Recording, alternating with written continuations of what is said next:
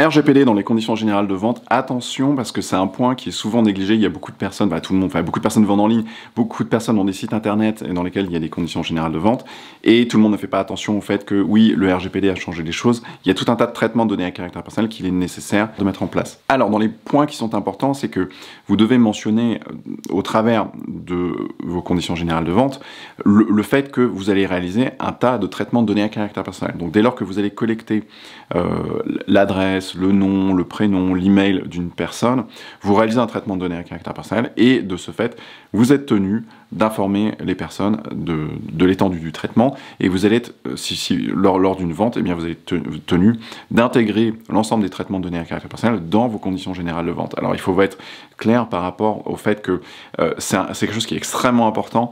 Google, on a la première grosse affaire de sanctions, la plus grosse sanction qui a été prononcée actuellement de 50 millions d'euros contre Google, c'est précisément à cause de ça. C'est parce que dans les conditions générales de vente ou les conditions générales d'utilisation du service, eh bien, il n'y avait pas assez de transparence par rapport à l'utilisateur. Et donc, voilà, c'est vraiment dans un contexte d'utilisation du service, donc dans la définition des conditions générales de vente. Donc voilà, c'est quand même un principe qui est très important. Qu'est-ce qu'il faut faire? Il va falloir indiquer l'ensemble des processus que vous mettez en place, l'ensemble des traitements de données à caractère personnel qui sont mis en place pour l'exécution des CGV, pour l'exécution de la vente.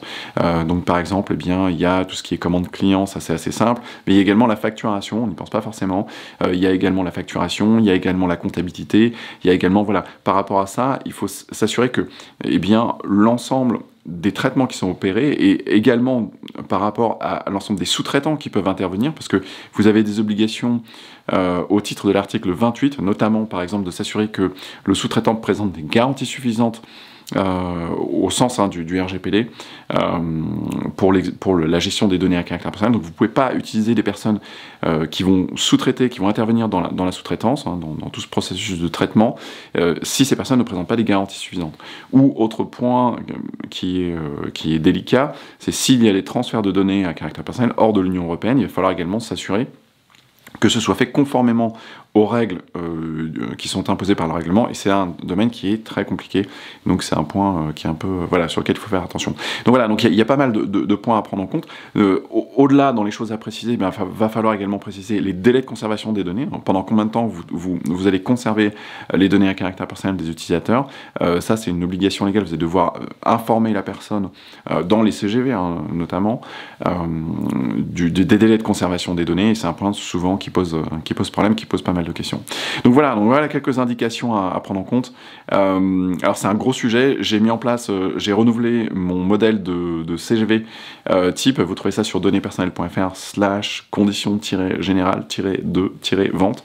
Vous pouvez aller jeter un œil sur le site, il y a un modèle type que j'ai renouvelé, donc ça c'est bien. Il y a une partie qui est assez courte, qui est relative au traitement de données à caractère personnel, qui sont mis en œuvre dans ce cadre-là, mais il y a quand même un gros travail à faire pour personnaliser simplement ce modèle par rapport à la situation, parce que c'est pas du tout la même chose si vous êtes par exemple un hôtel, ou si vous êtes une plateforme de vente en ligne, ou si vous êtes une plateforme qui vend à d'autres personnes, d'autres vendeurs qui vont eux-mêmes, voilà. Donc il y a vraiment les conditions générales de vente, ça doit vraiment être adapté spécifiquement aux besoins de chacun. Donc voilà, vous avez un modèle type sur lequel vous basez. Si tout ça c'est pas clair pour vous, tous les traitements qui sont relatifs au RGPD, venez jeter un œil sur nos formations. J'organise régulièrement des formations de 2 jours à Paris, justement pour vous expliquer tout le processus de conformité du règlement qui est imposé par le règlement européen.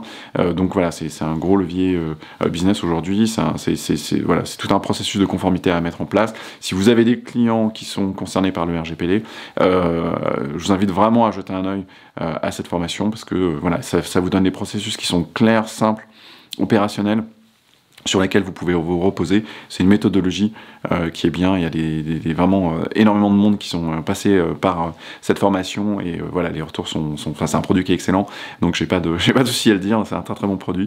Donc si c'est un sujet pour vous, jetez un œil à la page de présentation de la formation, vous verrez, il y a plein de choses. Et si vous voulez continuer à être informé sur toutes les obligations légales en matière de règlement européen en matière de protection des données à caractère personnel, abonnez-vous à la chaîne, ça vous permettra d'avoir une information gratuite sur l'ensemble des obligations et des choses à mettre en place. Voilà, j'espère vous retrouver à bientôt. Bye bye.